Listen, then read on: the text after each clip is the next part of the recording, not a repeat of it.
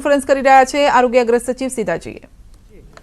Core committee high power કમિટીની meeting થતી હોય છે એની અંદર આ કોવિડ 2019ના સંદર્ભમાં અલગ અલગ હવે જે કેમ કે લોકડાઉન પણ લિફ્ટ કરી દેવામાં આવ્યું છે અને આ સંદર્ભમાં how to live with COVID એના માટે અલગ અલગ જે એના ડાયમેન્શન્સ છે એમાં કઈ રીતે આપણે ડિફરન્ટ એક્શન્સ લઈ શકીએ, પબ્લિકને પણ કઈ રીતે કમ્યુનિટી માટે ડૂઝ એન્ડ ડોન્ટ્સ છે, આપણા ત્યાં જે ટ્રીટમેન્ટ પ્રોટોકોલ્સ જે ચાલતા આવ્યા છે હજી એમાં કંઈક સુધારા કરી શકાય, એમાં વોટ આર ધી ઇશ્યુઝ અને એ રીતે અલગ અલગ પછી એ જ રીતે જે આપણી અલગ અલગ પોલિસીઝ આવી છે આ આખા કોવિડના સંક્રમણના સંદર્ભમાં એના માટે એક નક્કી કરવામાં આવ્યું કે બિલકુલ ગુજરાતના જે ટોપ, ગુજરાત જ નહીં પણ ભારત કક્ષાના અને વિશ્વ કક્ષાના જે ટોપ તજજ્ઞો નિષ્ણાતો જે ગુજરાત સ્થિત છે અને અત્યાર સુધી પણ ફોર્ચ્યુનેટલી આપણે અલગ અલગ પોલિસીઝ બનાવતી વખતે પણ અત્યાર સુધી એમને ઇન્ડિવિજ્યુઅલ રીતે પણ આપણે કોન્ટેક્ટ કરીને એમના ઇનપુટ્સ લીધા જ છે અને સરકારે એવું નક્કી કર્યું કે હવે આપણે વી ફોર્મલી એક ટાસ્ક ફોર્સ સ્ટેટ લેવલનું બનાવવામાં આવે એટલે એમને બધાને ઇન્વાઇટ કરવામાં આવ્યા છે અને આ કમિટી અત્યારે આપણા ત્યાં આપણી સાથે અલગ અલગ ઇશ્યુઝ માટે આપણને એડવાઇસ કરી રહી છે અને આવતા વીકમાં મીટિંગ પણ માનનીય મુખ્યમંત્રીશ્રીના અધ્યક્ષપણા હેઠળ જે આપણી high powered committee core group છે એની અંદર પણ એમના ડિસ્કશન્સ જે અલગ અલગ ઇશ્યુઝ પર જેમ કે હોમ આઇસોલેશન, રિવર્સ ક્વોરન્ટીન આ બધી બાબતોની પણ ચર્ચા થવાની છે। તો એમાં જે તજજ્ઞો છે એમના નામ આ પ્રમાણે છે। સૌથી પહેલાં we have on our left doctor R K. Patel જે honorary director of the U N Mehta Institute of Cardiology છે, જેમણે આ ફાઉન્ડર ડિરેક્ટર પણ રહ્યા છે અને આ ક્ષેત્રમાં ઘણું કામ કર્યું છે। We have on my right on the second person on my right is Padmashri doctor Tejasbhai Patel. He is an interventional cardiologist of great repute, director of the Apex Heart Institute અને આખા વર્લ્ડમાં પટેલ કેથીટર્સ એ આખા વિશ્વમાં it is very very well known, radial એન્જિયોગ્રાફીના પણ pioneer છે અને એમને પણ કોવિડના સંદર્ભમાં he has given lots of interviews, lots of talks અને દે હેવ ઓલ્સો બીન, એમને પણ ઘણી બધી ઇનપુટ્સ આપણને આપી છે. He is a part of it. એ જ રીતે અત્યારે સ્કાઈપ ઉપર જોઈન થશે આપણી સાથે. અચ્છા, આજે નથી અહીંયા જોઈન કરી શકવાના, એમને પહેલે તૈયારી બતાવી હતી પણ નેવરધલેસ આપણે એક ખાસ એમની નોંધ લઈએ છીએ. ડૉક્ટર પંકજ શાહ જે પણ પદ્મશ્રી એવોર્ડી છે, ફોર્મર ડાયરેક્ટર જે ગુજરાત કેન્સર રિસર્ચ ઇન્સ્ટિટ્યૂટ છે એના નિયામકશ્રી પણ રહી ચૂક્યા છે અને ગુજરાત કેન્સર સોસાયટીના વાઇસ પ્રેસિડેન્ટ છે, જે એમસીઆઈ જે board of governors of MCI થયું છે એમાં પણ તેઓ મેમ્બર તરીકે અત્યારે છે અને સદવિચાર પરિવાર એટલે કમ્યુનિટી ઓર્ગેનાઇઝેશન સાથે પણ જોડાયેલા છે. ખાસ ડૉક્ટર અને પ્રોફેસર દિલીપ માવલંકર જે Indian institute of public health નામની જે સંસ્થા છે એના ડિરેક્ટર છે અને પબ્લિક હેલ્થના એક નિષ્ણાત છે. 20 વર્ષ આઈઆઈએમ અમદાવાદમાં પણ ફેકલ્ટી તરીકે કામ કર્યા છે. ઘણી ખરી વૈશ્વિક સંસ્થાઓમાં પણ કન્સલ્ટન્ટ તરીકે એમણે કામ કર્યું છે. ડૉક્ટર વિઠ્ઠલભાઈ શાહ જે મારી જમણી બાજુ બેઠા છે, he is again a top class diabetologist and endocrinologist. છેલ્લા 30 વર્ષથી કામ કરી રહ્યા છે. ઘણી બધી પ્રેસ્ટિજિયસ એસ્ટાબ્લિશમેન્ટ્સના પણ he has been a part of સચ ઇન્સ્ટિટ્યુશન્સ અને ઝાયડસ હોસ્પિટલના પણ ફાઉન્ડર તરીકે પણ he has been one of the members associated with it અને એ રીતે એમને પણ એમનું પણ ઘણું યોગદાન રહ્યું છે ગુજરાતના મેડિસિનના ફિલ્ડમાં. We also have doctor Maharshi Desai who is a critical care expert જેને ઇન્ટેન્સિવિસ્ટ પણ આપણે કહીએ છીએ અને સ્પેક્ટ્રમ ક્રિટિકલ કેર એસોસિએટ્સના ફાઉન્ડર ડિરેક્ટર પણ છે અને ક્રિટિકલ કેર અપોલો હોસ્પિટલમાં પણ તેઓએ ઘણું બધું કામ એમાં પણ કર્યું છે અને અબાઉટ 200 બેડ્સ અમદાવાદ ગાંધીનગરમાં ક્રિટિકલ કેરને લગતા કામમાં he is actively involve. I also want to specially અમે એ પણ એક નોંધ કરવા માંગીએ છીએ કે આપણા ત્યાં સિવિલ હોસ્પિટલમાં પણ છેલ્લા મહિનાથી એક આખું ગ્રુપ જેમાં ડૉક્ટર તુષારભાઈ પટેલ જે પણ અમદાવાદના ટોપ પલ્મોનોલોજિસ્ટ છે, ઇન્ટેન્સિવિસ્ટ ક્રિટિકલ કેર સ્પેશિયલિસ્ટ છે એ અને મહર્ષિભાઈને એવા અનેક લગભગ 25 થી 30 જે ટોપ ક્રિટિકલ કેર એક્સપર્ટ્સ છે એ લોકો રોજ ત્યાં સિવિલ હોસ્પિટલમાં વારાફરતી આવે છે અને એમનું યોગદાન પણ આપે છે. એટલે we are very happy that all these experts are here and lest I forget we have another very special member. એ આપણા એસવીપી હોસ્પિટલમાં જે મેડિસિન ડિપાર્ટમેન્ટમાં છે એવા પ્રોફેસર અમીબેન પારેખ. તો she is also been working in SVP for many years now અને we are very happy. Shri Dr. Amiben Parikh is the professor and head of the medicine department at NHL SVP hospitals. અને એવા બીજા એક member જે આજે અહીંયા ઉપસ્થિત નથી, બીજી એક વ્યસ્તતાના લીધે બહાર છે, ડૉક્ટર અતુલ પટેલ, જે ઇન્ફેક્શિયસ ડિઝીઝીસના એક્સપર્ટ છે. ICMRમાં પણ રિસર્ચ કમિટીઝમાં એમને ખૂબ સક્રિય કામ કર્યું છે. આજે ઉપસ્થિત નથી, પણ અવારનવાર વેન આપ મીડિયાને મળવા માટેની તક જ્યારે પણ હશે, વી ડુ હોપ કે ફ્યુચરમાં પણ એ ઉપસ્થિત રહેશે. તો આજે ધી સ્ટ્રક્ચર, આજે ઇન્ટરેક્શનનું સ્ટ્રક્ચર અમને એમ લાગ્યું કે ત્રણેક ટોપિક્સ ઉપર એમના જે વ્યૂઝ છે આપણે લઈએ and we can start one by one. And one was related to deaths and mortality.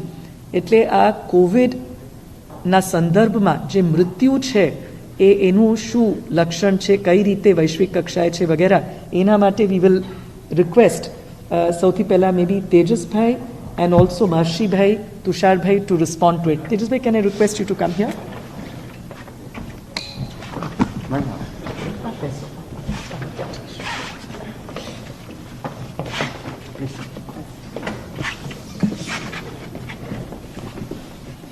Good afternoon friends.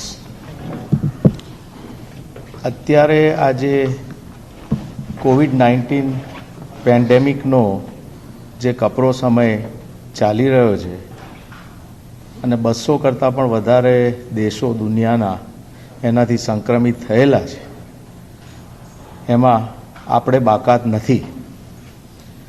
અને માર્ચ મહિનાથી જે તકલીફ ચાલુ થઈ અને આપણા ઓનરેબલ પ્રાઇમ મિનિસ્ટરે લોકડાઉન આપ્યા, લોકડાઉન 1, 2, 3, એ એટલા માટે આપ્યા હતા કે આપણે આ વાયરસને એક લેવલે રોકી શકીએ અથવા તો એનું સંક્રમણ ધીમું પાડી શકીએ. એમાં જેટલું આપણે ફાયદો લેવાય એટલો લીધો છે, પણ આ વાયરસ આખી દુનિયા માટે નવો છે. જેટલો ભારત માટે નવો છે એટલો જ અમેરિકા માટે નવો છે, એટલો બ્રિટન માટે નવો છે, એટલો જર્મની ને ઇટાલી માટે નવો છે. એટલે આના વિશે હજુ દુનિયામાં કોઈ પણ એક્સપર્ટ પાસે સંપૂર્ણ જ્ઞાન નથી. અને એને લઈને પિરિયોડિકલી આપણે આપણા જ અનુભવમાંથી શીખી અને નવી નવી સ્ટ્રેટેજી ઇમ્પ્લિમેન્ટ કરીએ છીએ. કશું જ પરમેનન્ટ અત્યારે નથી. જ્યાં સુધી આ પેન્ડેમિક પૂરો ના થાય ત્યાં સુધી આપણને ઘણી બધી વસ્તુઓના એક્ઝેક્ટ કારણો પણ મળવા મુશ્કેલ છે. જેમાં આપણા જે ગુજરાત રાજ્યમાં જે ડેથનું ઇન્સિડન્સ વધારે છે, જે એકચ્યુઅલી હોસ્પિટલ ફેટાલિટી રેટ છે એનો ઇન્સિડન્સ વધારે છે દાખલ થયેલા દર્દીઓમાં ડેથનો, એના વિશે જેટલા આપ લોકો ચિંતિત છો, જેટલો સમાજ ચિંતિત છે, એટલા જ અમે લોકો ચિંતિત છીએ. અને એના કારણો બહુ સાયન્ટિફિકલી શોધવા માટે પ્રયત્ન કરીએ છીએ. અને જ્યાં જ્યાં પણ લેપ્સિસ લાગે છે ત્યાં આપણે ચેન્જ કરીએ છીએ. આપણે કોન્સ્ટન્ટલી દુનિયાભરના જે એક્સપર્ટ છે એની સાથે ટચમાં છીએ. કંઈ પણ નવું આવે તો આપણે ઇમ્પ્લિમેન્ટ કરીએ છીએ અને કઈ રીતે આ ડેથ રેટ ઘટાડવો એનો પ્રયત્ન કરીએ. એક તો બહુ સ્પષ્ટ વાત એ કરી દઉં મિત્રો કે વાયરસની હજુ સુધી કોઈ પરમેનન્ટ ટ્રીટમેન્ટ છે નહીં. અત્યારે જે આપણે ડેથ થઈ રહ્યા છે એ વાયરસના રિલેટેડ જે કોમ્પ્લિકેશન્સ, પર્ટિક્યુલરલી જે ફેફસા ઉપરનું સંક્રમણ છે અને સાઇટોકાઇન સ્ટોર્મ, કે પોતાના જ એન્ટીબોડી પોતાના જ શરીરને જે નુકસાન કરે છે અને ક્લોટ ફોર્મેશન થાય છે, એને લઈને મલ્ટિપલ ક્લોટ્સ જુદા જુદા બોડીના એરિયાઝમાં અને વાસ્ક્યુલર સિસ્ટમમાં થાય છે, એને લઈને થઈ રહ્યા છે. અને સાઇટોકાઇન સ્ટોર્મ માટે પણ જે અવેલેબલ ટ્રીટમેન્ટ છે, કોઈ ડેફિનેટ ટ્રીટમેન્ટ આ પર્ટિક્યુલર વાયરસથી થતા સાઇટોકાઇન સ્ટોર્મ માટે નથી, પણ જે અવેલેબલ બેસ્ટ પોસિબલ ટ્રીટમેન્ટ છે એ આપવા પ્રયત્ન કરીએ. આ ડેથનું કારણ શોધવા માટે જ્યારે 1-1.5 મહિના પહેલાં મિટિંગ થઈ હતી, એ વખતે એક આખો પ્રોટોકોલ તૈયાર કર્યો, predictors of mortality in our population. અને એને આપણે ઇમ્પ્લિમેન્ટ પણ કર્યો છે કે એ પણ હવે આમાં મુશ્કેલી એક જ છે કે કેમ અહીંયા ડેથ વધારે છે. તો હવે આ પ્રશ્નનો આ સ્ટેજે ડેફિનેટ આન્સર આપવો ખરેખર મુશ્કેલ છે. Let me be very honest with all of you. આ આન્સર અમેરિકામાં ન્યુયોર્ક ન્યૂજર્સીમાં જેટલો આટલો એડવાન્સ કન્ટ્રી છે ત્યાં કેમ વધારે છે એ પણ એ લોકો શોધી શકતા નથી હજુ સુધી એક્ઝેક્ટ કારણ. બધાના ઓડ્સ કાઢવા પડે. એ જ પ્રોબ્લેમ ઇટલીમાં છે, એ જ પ્રોબ્લેમ બ્રિટનમાં છે. અને ઇટલી, બ્રિટન, સ્પેન, જર્મની આ બધા યુરોપિયન કન્ટ્રી નજીકમાં છે, તે છતાં જર્મનીમાં કેમ ડેથ ઓછા છે અને ઇટાલી, સ્પેન ને બ્રિટનમાં કેમ વધારે છે એનું પણ કારણ શોધવું અઘરું છે. એટલે આ જ વસ્તુ જો અહીંયા એપ્લાય કરીએ આપણે તો આપણા દરેક રાજ્ય યુરોપના એક કન્ટ્રી જેટલા વસ્તી ધરાવતા કે એથી મોટા રાજ્યો છે. અને એટલે એક રાજ્યમાં ડેથ ઓછા છે, બીજામાં વધારે છે, એ બધું આપણે શોધવા પ્રયત્ન કરી છે, પણ એનું કોઈ હજુ સુધી તમે જેટલી જગ્યાએ જે લેપ્સિસ છે એ ફીલ કરી અને અત્યારે અમારું ફૂલ કોન્સન્ટ્રેશન સિરિયસ પેશન્ટોને કેવી રીતે સૌથી વધુ ધ્યાન આપવું અને સિરિયસ પેશન્ટને વધુમાં વધુ કેવી રીતે બચાવવા એના ઉપર છે. એટલે આ મારું ઓવરઓલ પર્સપેક્ટિવ છે આ બાબતે અને આઈ થિંક એ અમારી કમિટીનું પર્સપેક્ટિવ છે.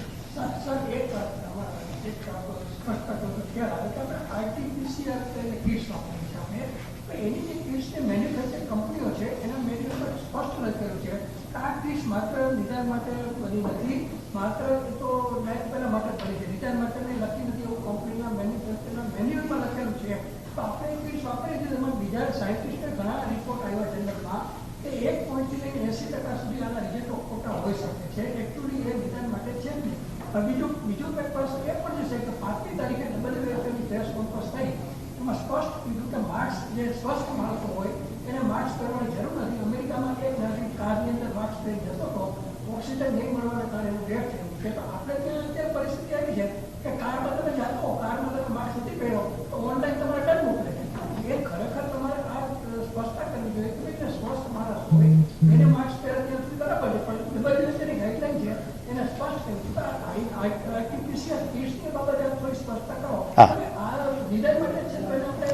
આપના પહેલા પ્રશ્નનો જવાબ હું પહેલા આપીશ અને બીજા પ્રશ્નનો જવાબ હું પછી આપીશ. પહેલા પ્રશ્નનો મારે જે જવાબ આપવો છે આપે જ આપી દીધો છે ફ્રેન્કલી.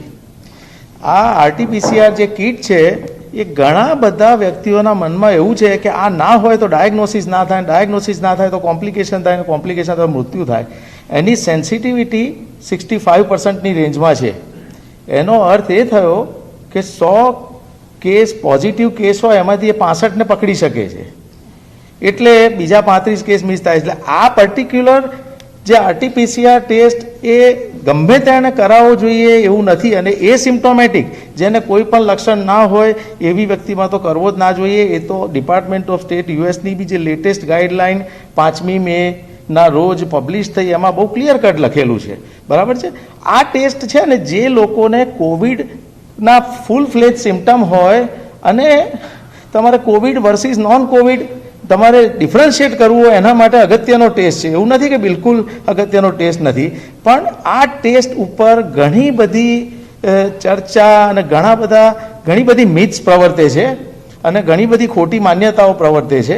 એટલા માટે બહુ સ્પષ્ટપણે WHO, ઇવન અમેરિકન જે બોડી છે એ લોકો, FDA અને બધા બોડી, બ્રિટિશ બોડી, આ બધા બોડી આ ટેસ્ટના ડેફિનેટ જે ઇન્ડિકેશન આપેલા છે એમાં એક તો આ વસ્તુ નક્કી જ છે કે કોઈ પણ એસિમ્પ્ટોમેટિક ઇન્ડિવિજ્યુઅલમાં આ ટેસ્ટ કરવાનું જરૂર નહીં. એસિમ્પ્ટોમેટિક ઇન્ડિવિજ્યુઅલ કોઈ કોવિડ પોઝિટિવના સંપર્કમાં થોડા ટાઈમ માટે આવ્યો હોય એને બી એ પોતે એને તકલીફ ના હોય તો એને બી કરવાની જરૂર નહીં. અને કોઈ વ્યક્તિને કોવિડ પોઝિટિવ થઈ ગયું છે તો જોવા માટે કે હવે નેગેટિવ થયું છે કે નહીં એના માટે પણ આ ટેસ્ટ કમ્પલસરી નથી. એટલે આ બહુ જ સમજવાની જરૂર છે. એના સ્પેસિફિક ઇન્ડિકેશન છે અને ડૉક્ટર અતુલ પટેલ જે ગુજરાતના ઇન્ફેક્શિયસ ડિસીઝના સ્પેશિયાલિસ્ટ છે, ડૉક્ટર પંકજભાઈ શાહ આપણા વડીલ અને કેન્સર ફિઝિશિયન, અને મને આ કામ કોર્ટના આદેશથી સરકાર દ્વારા સોંપવામાં આવેલું અને બધા જુદા જુદા દેશની ગાઈડલાઇનનો સ્ટડી કરી અને આપણા કન્ટ્રીમાં આપણા રાજ્ય માટે જે અનુકૂળ ગાઈડલાઇન છે કે જેથી સૌથી વધારે દર્દીઓને આપણે એમાંથી જેને કહેવાય કે ઉપયોગી રીતે આ ટેસ્ટ વાપરી શકીએ એને લક્ષ્યમાં રાખીને આ ગાઈડલાઈન અમે લોકોએ તૈયાર કરી રેકમેન્ડેશન અને સરકારશ્રીને આપેલા છે. આપના બીજા પ્રશ્નનો જવાબ આપું કે ચોક્કસ કે માસ્ક પહેરવાનું, ગાડીની અંદર માસ્ક પહેરીને જવું એ બીજા કોઈ કન્ટ્રીમાં આવું નથી. પણ મને એવું લાગે છે કે કદાચ આપણી સરકારે એ કાયદો અહીંયા એટલા માટે બનાવ્યો હોય કે અહીંયા ઘણા બધા લોકો નાની નાની વસ્તુઓમાં જે કાયદાનો ભંગ કરે છે એમાં યુનિફોર્મિટી જળવાઈ રહે, બીજું કોઈ એનો પર્પસ મને દેખાતો નથી.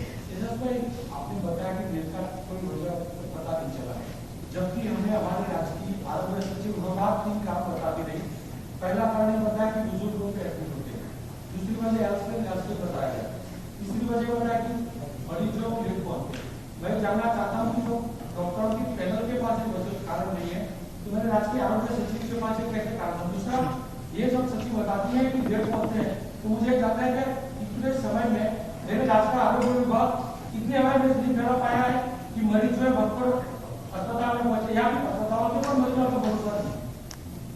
अभी ये जो आपका प्रश्न का जवाब मैं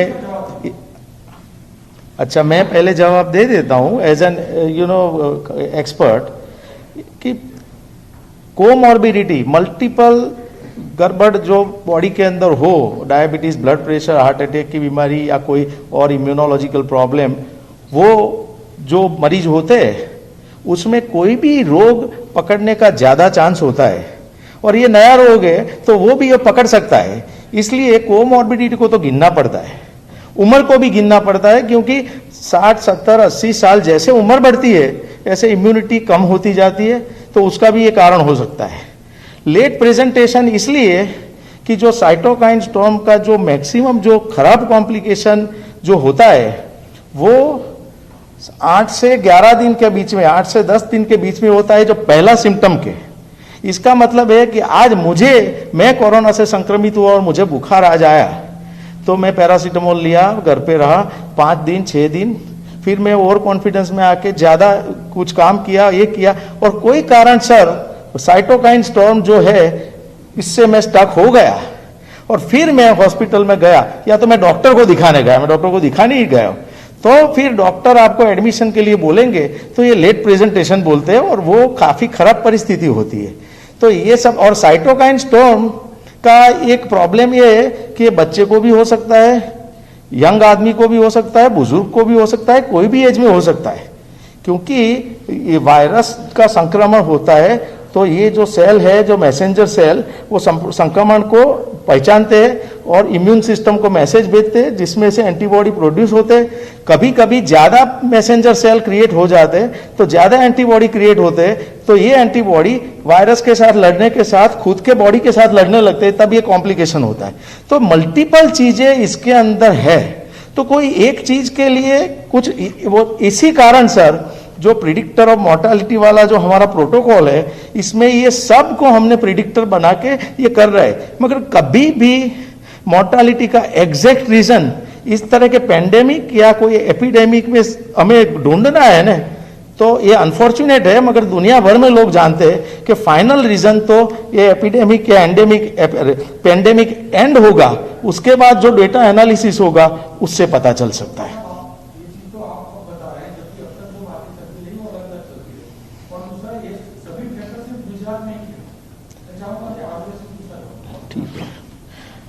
पहले तज्ज्ञों को सुन लेते हैं, उसके बाद हम जवाब देंगे. बिल्कुल बिल्कुल करेंगे. अब बैसो, ये अभी आज जिस तरह से स्ट्रक्चर किया गया है, अभी हमने महर्षि भाई, डॉक्टर महर्षि देसाई और तेजस भाई से लेट देम कंप्लीट, फिर हम बिल्कुल इनने बोलवा दें please. On you can sit here. Tejas bhai, I think sir. I think I am audible, right? Yeah. જ્યાં સુધી ડેથ રેટની વાત છે ત્યાં સુધી the world over death rate is 3 to 5%, variable, ક્યાંક 3% હોય. ડૉક્ટર મહર્ષિ દેસાઈ જી, હું ડૉક્ટર મહર્ષિ દેસાઈ છું, હું ક્રિટિકલ કેર સ્પેશિયાલિસ્ટ છું અને હું અપોલો હોસ્પિટલમાં એસોસિએટેડ છું. ઓકે, સો આપણે ડેથ રેટની વાત કરતા હતા. તો ડેથ રેટ જે છે વર્લ્ડ ઓવર 3 to 5% જેવો છે. કોઈક જગ્યાએ 3% છે, કોઈક જગ્યાએ 5% છે, કોઈક જગ્યાએ 5.5% છે, કોઈક જગ્યાએ એના કરતાં વધારે છે. જેમ સાહેબે કીધું કે ડેથ રેટને કંટ્રોલ કરવો from a medical point of view એ કદાચ પોસિબલ નથી. બાય એન્ડ લાર્જ એ જે સ્ટેટિસ્ટિકલ ડિફરન્સ છે નંબર્સનો, એને from a medical point of view અમે એને ફોકસ કરવા કરતાં દરેક પેશન્ટને વધારે એપ્રોપ્રિએટ કેર, સારી કેર આપણે કેવી રીતના આપી શકીએ એની ઉપર ફોકસ કરીએ છીએ. જેમ સાહેબે કીધું કે યુરોપની દરેક કન્ટ્રીમાં એ નંબર અલગ છે. આઈ થિંક જે મેં લાસ્ટ વાંચેલું, બેલ્જિયમનું ડેથ રેટ ઇઝ હાઈએસ્ટ, પણ બેલ્જિયમની healthcare system is best in the Europe. પણ એ લોકોનું જે એનાલિસિસ કરવાની જે મેથડ છે એ અલગ છે, એટલે તમારો આંકડો અલગ આવે છે. બરાબર. હવે સો એ જે વેરિએશન જે છે, ઇન્ટર સ્ટેટ ઓર રિજનલ વેરિએશન, એને ઉપર આપણે આઈ થિંક વધારે ધ્યાન ના આપવું જોઈએ. રાધર એનો ફોકસ એવો હોવો જોઈએ કે ઇમ્પ્લિમેન્ટેશન ઓફ હેલ્થકેર સિસ્ટમ એને વધારે મજબૂત કરીએ. અને હવે આપણે સીધા લઈ જઈશું બિહાર, જ્યાં અમિત શાહ વર્ચ્યુઅલ સમિટ એટલે કે વર્ચ્યુઅલ રેલીને સંબોધન કરી રહ્યા છે. સાંભળીએ.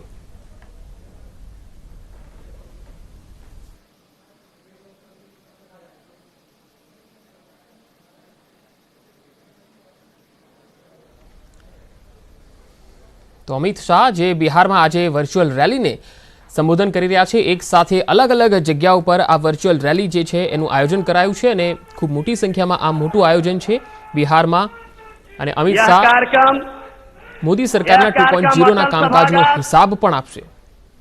जो हमारे पूर्व प्रधानमंत्री श्री अटल बिहारी वाजपेयी जी के नाम से है, आज इस कार्यक्रम के माध्यम से पूरे बिहार की जनता से माननीय गृह मंत्री जी हम सबों का मार्गदर्शन करेंगे और हम आग्रह करते हैं हमारे दिल्ली में उपस्थित वरिष्ठ मंत्री भारत सरकार के श्री रविशंकर प्रसाद जी से, जो माननीय गृह मंत्री जी का पटका दे करके स्वागत और अभिनंदन करने की कृपा करें. माननीय श्री रविशंकर प्रसाद जी.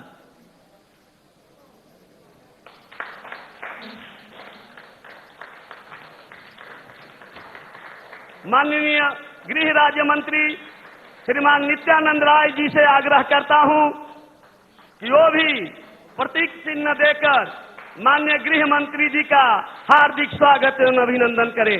माननीय गृह राज्य मंत्री श्री नित्यानंद राय जी. पटना में मंच पर माननीय प्रदेश अध्यक्ष जी और डॉक्टर संजय जायसवाल जी, माननीय उप मुख्यमंत्री श्री सुशील कुमार मोदी जी, राष्ट्रीय महामंत्री श्री भूपेंद्र यादव जी. અને હવે આપણે સીધા લઈ જઈશું જે ગુજરાતના ડોક્ટરોની બનેલી પેનલ જે પ્રેસ કોન્ફરન્સ કરી રહી છે. આવો સાંભળીએ. એ કેસ ફેટાલિટી રેટ કહેવાય. આ જે 80% જે એકદમ સારા થાય છે એ સિમ્પ્ટોમેટિક. આજે આપ છો કે હું છું, આપણે બી પોઝિટિવ હોઈ શકીએ છીએ, પણ કોઈ સિમ્ટમ છે નહીં એટલે ટેસ્ટ કરાવવાની જરૂર નથી. અને કોઈ સિમ્ટમ આવે પણ નહીં ને કદાચ નાની મોટી શરદી ખાંસી થઈને 3 દિવસમાં મટી જાય એટલે આપણે સારા થઈ ગયા. આ બધા કેસ એમાં ગણાય છે. અને હોસ્પિટલમાં એડમિટેડ જે કેસ છે ને એના ટોટલ તમે જુઓ, આખા ધારો કે એસિમ્પ્ટોમેટિક ને બધા ભેગા થઈને એમાંના અમુક જ ભાગ ત્યાં જાય છે. સમજ્યા ને? એટલે 100માંથી 80-85 દર્દી એની મેતે સારા થઈ જાય, બિલકુલ એસિમ્પ્ટોમેટિક કે માઇલ્ડ કે મોડરેટ સિમ્ટમ્સવાળા હોય. અને બીજા જે એડમિટ થાય, જેન્યુઇનલી સિક પેશન્ટ હોય એવા એડમિટ થાય. એ જેન્યુઇનલી સિક જે એડમિટ થયા 100 કેસ, એમાંના 3 કે 4 વેન્ટિલેટર પર જાય, બીજા 20 કે 25 કે 40 ને ઓક્સિજનની જરૂર પડી શકે અને એમાંના મોટા ભાગના રિકવર થાય અને થોડા અનફોર્ચ્યુનેટ પેશન્ટના ડેથ થઈ શકે.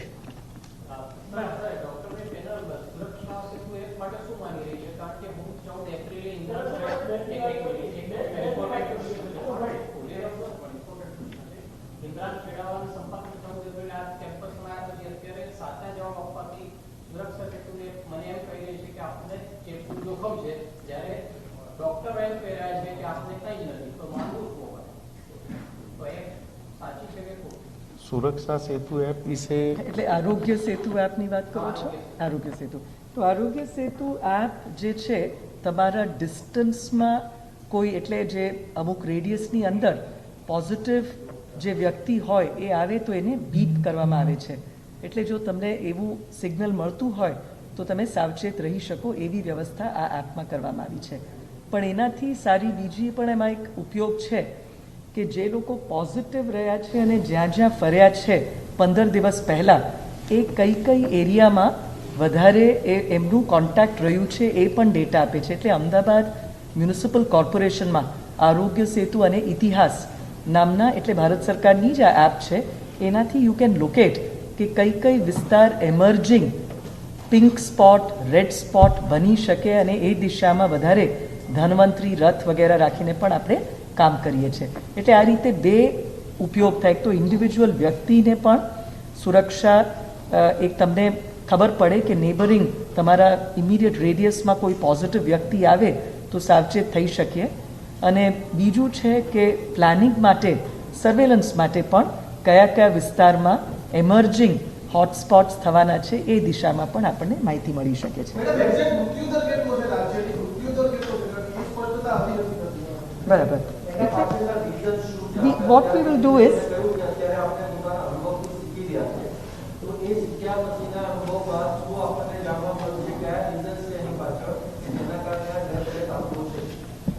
એટલે આપણે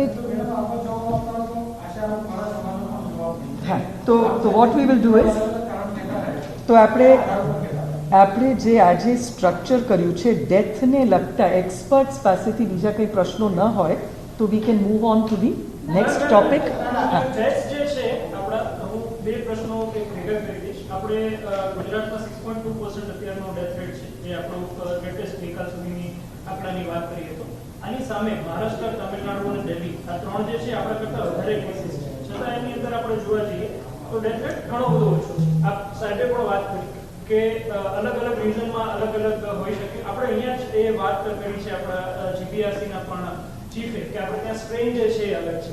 બીજી વસ્તુ કે આપણે 5 તારીખ સુધી કેટલા લોકો કોમોર્બિડિટી વાળા હતા, કેટલા લોકો COVID-19ના કારણે મર્યા છે, એના ફિગર્સ આપતા હતા. એના પછી આપણે ફિગર્સ આપવાના બંધ કરી દીધા છે.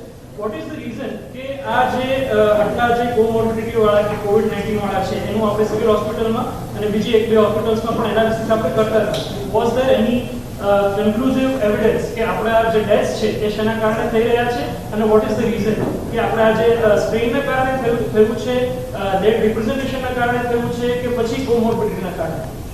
Sir, another question. In the civil hospital, majority of the patients are handled by the junior doctors.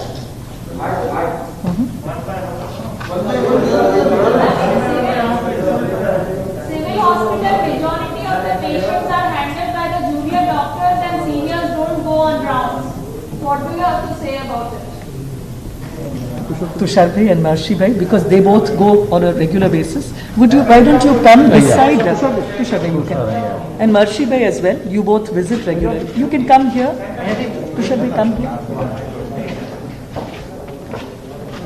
My suggestion is કે આપણા જે એક્સપર્ટ્સ છે એમને પહેલે let us hear them. We have specially kept this for them. પછી we are always there. હા, civil હોસ્પિટલમાં તો મેડમ જે અમે છેલ્લા લાસ્ટ લગભગ, હું ડૉક્ટર તુષાર પટેલ, ફેફસાના રોગના specialist and intensivist. Doctor Tushar Patel. અમે લોકો સિવિલ હોસ્પિટલમાં લગભગ આપણે 5 તારીખથી 5 મેથી અમે શરૂઆત કરેલી છે બેન. એટલે ઇન્ટેન્સિવિસ્ટનો 3 ફ્લોર પર અમે ઇન્ટેન્સિવિસ્ટ ડૉક્ટર્સ તો ત્યાં રાઉન્ડ લઈએ છીએ. છતાં એની સાથે સાથે મેડિસિન ડિપાર્ટમેન્ટના પ્રોફેસર્સ પણ રાઉન્ડ લે છે, એસોસિએટ પ્રોફેસર્સ દરેકના ટર્ન પ્રમાણે રાઉન્ડ લેતા હોય છે. અને એનેસ્થેસિયા ડિપાર્ટમેન્ટના પણ પ્રોફેસર્સ, એસોસિએટ પ્રોફેસર્સ અને સિનિયર્સ આસિસ્ટન્ટ પ્રોફેસર દરેક જણા બેન રાઉન્ડ તો ત્યાં લેતા જ હોય છે બેન, બધું જુનિયર્સ ડૉક્ટર્સને. હા,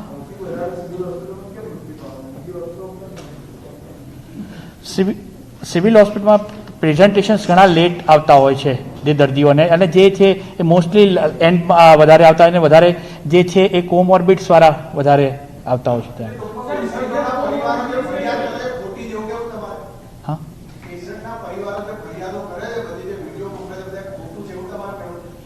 ના, એટલે જે પેશન્ટનું પ્રેઝન્ટેશન લેટ છે એ રીતના છે સાહેબ.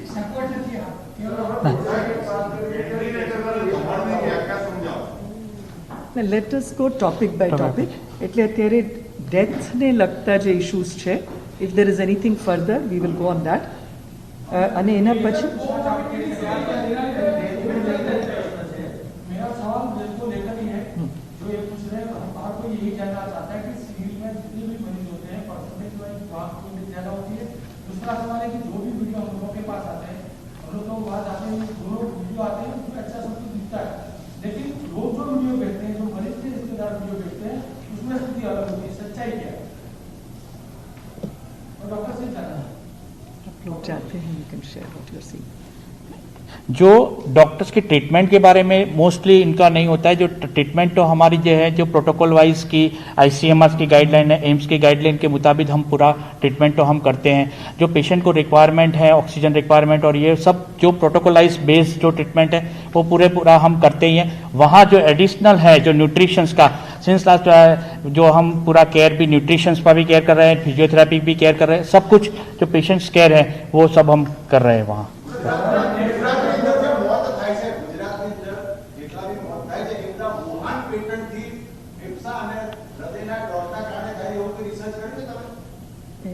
No. L strain, S strain નું જે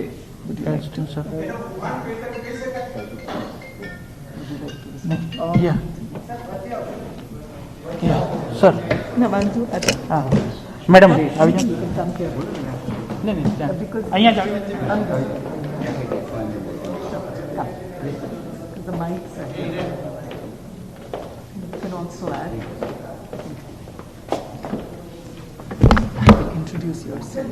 Dr. Ami Parikh, SVP Hospitals and NHL Medical College, Professor and Head of the Department.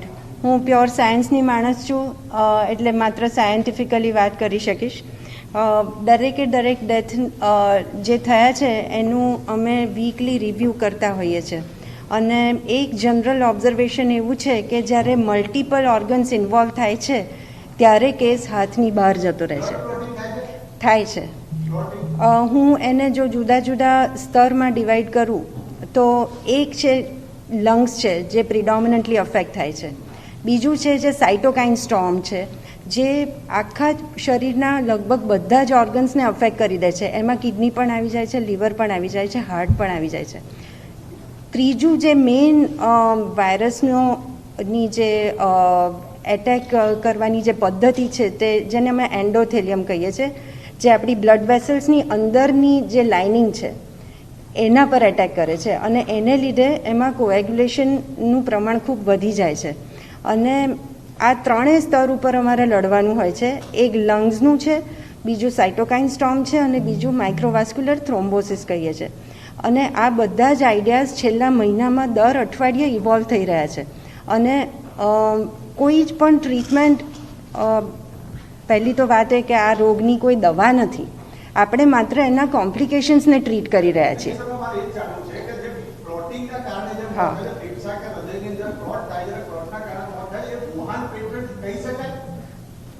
વુહાનમાં કેટલી ઓટોપ્સીસ થઈ છે? હા ના, વુહાનની ઓટોપ્સીસ વિશે મને ખ્યાલ નથી. આપણી પાસે ઓટોપ્સી રિપોર્ટ્સ નથી, પણ જે રિપોર્ટ્સ આપણે જે બાયોકેમિકલ રિપોર્ટ્સ અને જે ક્લિનિકલ પેટર્ન કહીએ છીએ એના પરથી હું એવું માનું છું કે ત્રણેય વસ્તુઓ પેરેલલ જઈ રહી છે. એવું નથી કે આ ડોમિનન્ટ છે કે પેલું ડોમિનન્ટ છે, પણ દરેક ઇન્ડિવિજ્યુઅલ કેસમાં કઈ વ્યક્તિમાં કયું પ્રોબ્લેમ વધારે થશે એ પ્રિડિક્ટ કરવાનું સાયન્સ પાસે અત્યારે જવાબ નથી. હાજી, એસવીપી હોસ્પિટલ ખાતે નથી થતી. ડેથ ઓડિટ તો દરેક કેસનું થતું હોય છે, એટલું જ નહીં, એના ઉપરથી જ કહું છું. આઈ થિંક એક એક વ્યક્તિ પૂછે, લેટ અસ હેવ સમ, એક એક વ્યક્તિ પૂછે તો જવાબ આપી શકે. તો જેને પૂછવું હોય હાથ ઊંચા કરજો, પછી જે મેમ્બર હાથ જ્યાં પોઈન્ટ કરશે એ વ્યક્તિ પૂછે. You can ask.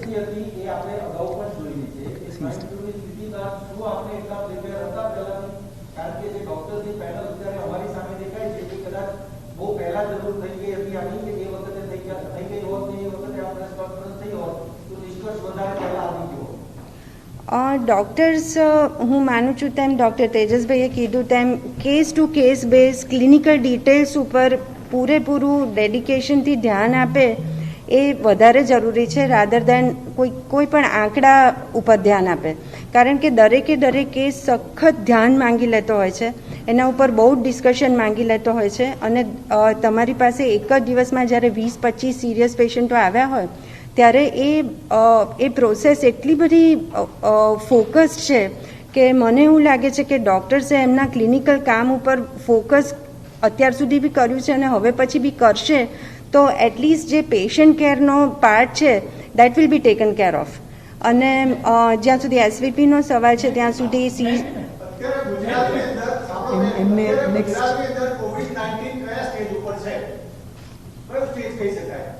A preventive મેડિસિનનો વિષય છે અને હું એના ઉપર એટલામાં તમારે 1 મિનિટ આપનું હાથ ઘણા સમયથી છે, પ્રશ્ન પૂછો. મેડમ મારે જાણવું છે, આપ કહો છો કે એક ડેટ ઉપર ઓડિટ થાય છે, અત્યાર સુધીમાં ઘણા ડેટ થઈ ગયા, તમામનું ઓડિટ થયું હશે એવું આપના કહેવાથી અમે માની લઈએ છીએ. તો કન્ક્લુઝન કઈ નીકળ્યું કે મેજર 3 કયા એવા કારણો છે કે જેના કારણે દર્દીને બચાવી નથી શકાતા? આ સાઇટોકાઇન સ્ટોર્મ મુખ્ય વસ્તુ છે. અને પબ્લિકને સમજાય ભાષામાં પ્લીઝ ભાષા તમારા માટે